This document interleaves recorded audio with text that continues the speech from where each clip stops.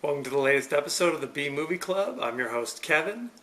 This week we're going to be discussing the 1985 comedy horror classic, The Stuff, starring Michael Moriarty, Paul Sorvino, Danny Aiello, and of course the immortal Garrett Morris. For those of you joining us for the first time, the B Movie Club, we discuss some forgotten classics, guilty pleasures, movies that maybe you haven't heard tucked around the water cooler in the last 25 years. Basically, I pick a movie early in the week, and people are invited to post their comments, questions, favorite quotes, favorite scenes on Facebook at the B Movie Club, actually the official B Movie Club. Also on our page on YouTube at KD9575. You can also reach me at Twitter at KD9575, so please send in all your feelings about these classics. For those of you guys who don't know, I don't just watch one crazy movie a week. I also watch a few other crazy movies. For example, after watching The Stuff, I also watched House 2 from 1987. Not the best film in the world. Maybe going to take a pass on it, but it does have a 30-year-old Bill Maher in it. For those of you who are big fans of Real Time on HBO, that was kind of a shocker. I'm also currently watching Bubba Hotep, starring Bruce Campbell, a B Movie Club favorite, playing Elvis, taking on a 2,000-year-old Egyptian mummy. I know, who writes this stuff, right? Both of those. Actually, House 2 is streaming instantly on Netflix, and the other you're going to have to just find in your local swap meet. I don't know what to tell you. Anyway, this week, The Stuff. The plot begins where two old miners find this white material bubbling out of the ground. They taste it for some reason, and it's sweet. Before you know it, it is a dessert treat called The Stuff. And it is in every grocery store. People are addicted to it. People are eating it by the pint, just wolfing it down. In fact, there's a fancy commercial on every TV.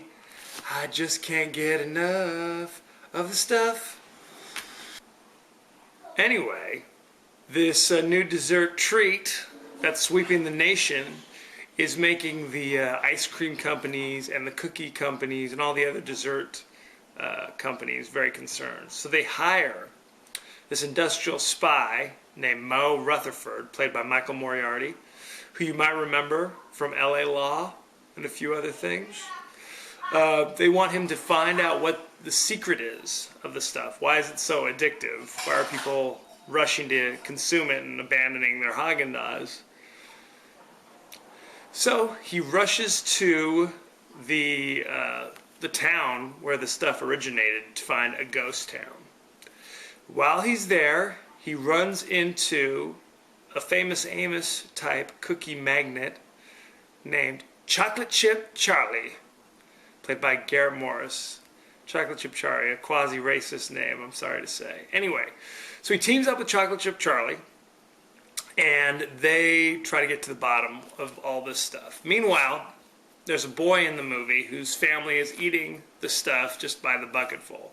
He goes into the kitchen late at night because, I don't know, he was having a bad dream or he's hungry.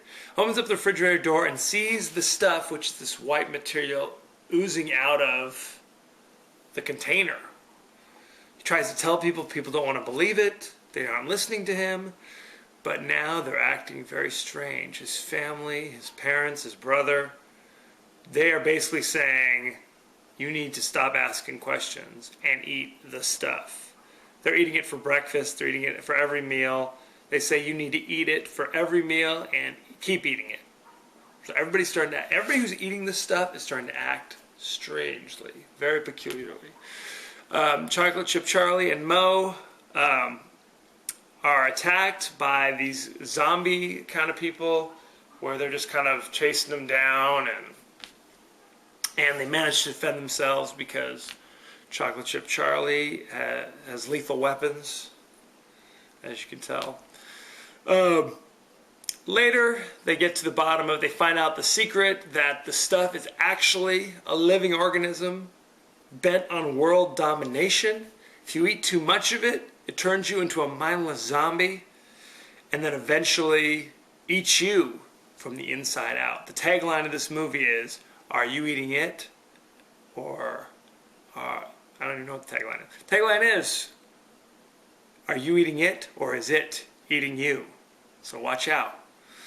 They managed to blow up the refinery, wherever, the hole in the ground where the stuff is bubbling up, to stop the threat, but it's still out there. People are buying it on the black market. Like I said, it's addictive. Anyway. The Stuff. Not a big commercial success, as you might imagine. It was directed by Larry Cohen, who you might remember also directed such classics as It's Alive, Q, The Winged Serpent, It's Alive 2, It's Alive 3. The list goes on and on. Anyway, he liked to make these kind of B-movie quality films, which, of course, I have a special place in my heart for Mr. Larry Cohen. Like I said, Michael Moriarty plays Mel Rutherford. He's actually a big star. If you saw him, you'd be shocked. Why is he doing this movie? Garrett Morris actually is still working today. I know he was on Saturday Night Live 45,000 years ago. He's on Two Broke Girls right now. So he's a working actor. What can you say? Also Paul Sorvino, who's in Goodfellas. He plays the retired Army general who has his own militia, who helps Moe and Chocolate Chip take down the stuff. Danny Aiello is also in it, playing a much smaller role. He was in Do the Right Thing. So it's an all-star cast. You can't beat it. Most of the time, this stuff, they used Haagen-Dazs, they used frozen yogurt, they used regular yogurt. Sometimes it was basically shaving cream, fire extinguishers. It's just this white stuff. I said, basically the stuff is like the Blob if it was a delicious dessert treat. So there you go. I highly recommend it. It's wacky. There's a lot of crazy things that happen. Like I said, if Garrett Morris is in it, you know it's not meant to be highbrow entertainment. Originally, interestingly enough, Larry Cohen, the director, wanted to hire Arsenio Hall, an unknown actor at that time, to play Chocolate Chip Charlie Hobbs. But the studio wanted Garrett Morris, who was a bigger name. So there you go. Imagine how things would have been different for both their careers if they'd traded places here. Who knows? Maybe Garrett Morris would have had his own talk show. Maybe he'd be on Celebrity Apprentice right now. I don't know. There's one scene where Mel Rutherford is literally fighting with the stuff, and it's kind of creeping up the wall. They use the exact same set that was used in Nightmare on Elm Street, where Johnny Depp gets pulled into the bed and the stream comes out of the bed. Same set. So there you go. They like to recycle. Anyway, 68% fresh on Rotten Tomatoes. Like I always say, D is for delightful, because it's 68%. In my classroom, it's a D, okay? Not necessarily something they're going to throw you a parade for, but hey, do what you got to do. Anyway, it is streaming instantly on Netflix as we speak. Check it out. Let me know what you think if you haven't already done so.